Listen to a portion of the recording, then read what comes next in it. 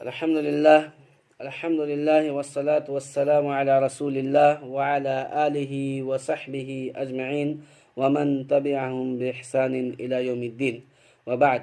عن عروة عن عائشة رضي الله تعالى عنها قالت استأذن رهط من اليهود على النبي صلى الله عليه وسلم فقالوا السلام عليك فقلت بل عليكم السلام واللعنة فقال يا عائشة إن الله رفيق يحب الرفق في الأمر كله قلت أولم تسمع ما قالوا قال قلت وعليكم رواہ البخاری. سیدہ عائشہ رضی اللہ تعالی عنہ سے روایت ہے، وہ بیان کرتی ہیں انہوں نے کہا اللہ کے نبی صلی اللہ علیہ وسلم کے پاس چند یہودیوں نے آنے کی اجازت طلب کی. استأذن رہط من الیہود علی النبی صلی اللہ علیہ وسلم، چند یہودیوں نے اللہ کے نبی صلی اللہ علیہ وسلم کے پاس اندر آنے کی، آپ کے پاس آنے کی اجازت طلب کی. فقالو، اور انہوں نے کہا، یعنی یہودیوں نے کہا السلام علیکہ، آپ کے اوپر موت ہو. فقلتو، تو حضرت عائشہ رضی اللہ تعالی عنہ بیان کرتی ہیں میں نے کہا بل علیکم السلام واللعنت، بلکہ تمہارے اوپر موت ہو اور لعنت ہو. فقال یا عائشہ ان اللہ رفیق یحب الرفق فی الامر کلہ، اے عائشہ رضی اللہ تعالی عنہ، بے شک اللہ تعالی نرمی کرنے والا ہے، یحب الرفق فی الامر کلہ، اور ہر امر میں، ہر معاملے میں نرمی کو پسند کرتا ہے. قلت، تو حضرت عائشہ رضی اللہ تعالی عنہ بیان کرتی ہیں میں نے کہا اولم تسمع ما قالوا، کیا آپ نے نہیں سنا جو ان لوگوں نے کہا تھا؟ قال،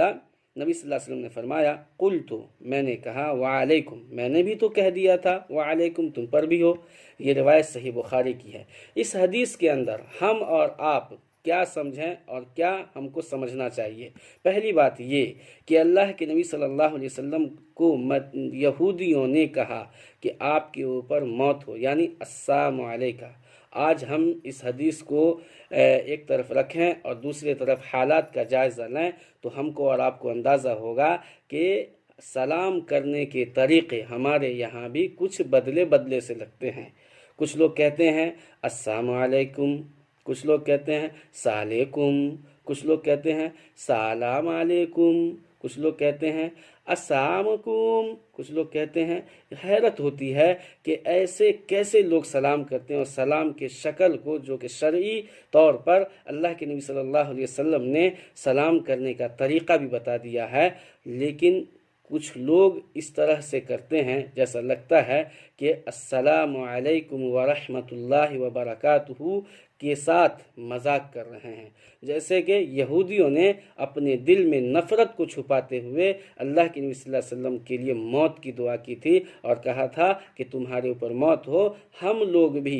سلام کرنے کے طریقے اور الفاظ کو اس طرح بدل دیتے ہیں جیسے کہ لگتا ہے کہ ہم لوگ اصل میں سلام کے معنی اور مفہوم سے نابلد ہیں، جبکہ سلام کا معنی ہم اگر کسی کو کہتے ہیں السلام علیکم ورحمۃ اللہ وبرکاتہ تو اس کا معنی یہ ہوتا ہے کہ تمہارے اوپر سلامتی ہو، اللہ کی رحمت ہو اور اللہ کی برکتیں آپ کو ملے. لیکن ہم لوگ کہتے ہیں السلام علیکم، سلام علیکم، السلام علیکم، پتہ نہیں کیا کیا ہم لوگ استعمال کرتے ہیں. اللہ ہم کو اور آپ کو نیک سمجھ کی توفیق دے. دوسری بات یہ کہ اللہ کے نبی صلی اللہ علیہ وسلم کو جو کہا تو حضرت عائشہ رضی اللہ تعالی عنہ غصے میں آ گئی اور کہا کہ بلکہ تمہارے اوپر موت ہو اور تمہارے اوپر لعنت ہو. اللہ کے نبی صلی اللہ علیہ وسلم نے جب یہ سنا حضرت عائشہ رضی اللہ تعالی عنہ کے اس بات کو تو کہا کہ اے عائشہ رضی اللہ تعالی عنہ، بے شک اللہ تعالی ان اللہ تعالی رفیق، بے شک اللہ تعالی رفیق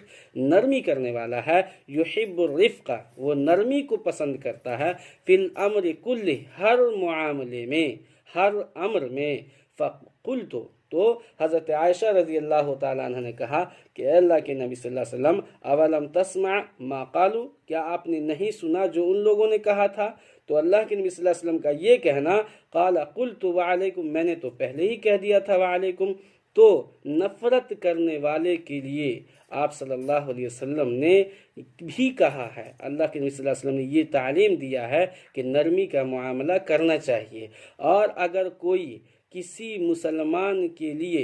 مسلمان کے لیے دل میں نفرتیں رکھتا ہے اور عداوت و بغض کو پالتا ہے تو ایسے لوگوں کے لیے اسی طرح سے جواب دے دینا ہے جس طرح کہ اس نے کہا ہے۔ اللہ ہم کو اور آپ کو اس حدیث پر عمل کرنے کی توفیق دے۔ ایک اور بات اس حدیث سے مجموعی طور پر یہ پتہ چلتی ہے کہ ہم کو اور آپ کو اللہ کے نبی صلی اللہ علیہ وسلم نے یہ تعلیم دی ہے کہ صبر و ضبط سے کام لیں۔ کوئی بھی معاملہ ہو، کوئی بھی بات ہو، جب بات پسند نہ آئے اور بات غیر اخلاقی ہو تو ایسی صورت میں آدمی کو چاہیے کہ صبر و ضبط سے بھی کام لے اور نرمی کا بھی مظاہرہ کرے، اور ساتھ میں جو مناسب اس کا جواب ہو سکتا ہو دائرے میں رہ کر کے اس کو جواب بھی دینے کی کوشش کرنی چاہیے۔ اللہ سے دعا ہے کہ اللہ ہم کو اور آپ کو حدیث رسول صلی اللہ علیہ وسلم پر عمل کرنے کی توفیق دے، اور ہم کو اس احادیث میں جو تعلیمات دی گئی ہیں اللہ ان کو ہمارے لیے ایک نجات کا اور سیدھی راہ پہ چلنے کا ذریعہ بنائے، صراط مستقیم پر گامزن فرمائے، سنت رسول صلی اللہ علیہ وسلم سے محبت، احادیث رسول صلی اللہ علیہ وسلم کو نشر کرنے، پھیلانے اور اس پر عمل کرنے کی توفیق دے۔ آمین یا رب العالمین۔ جزاکم اللہ خیرا، احسن الجزاء۔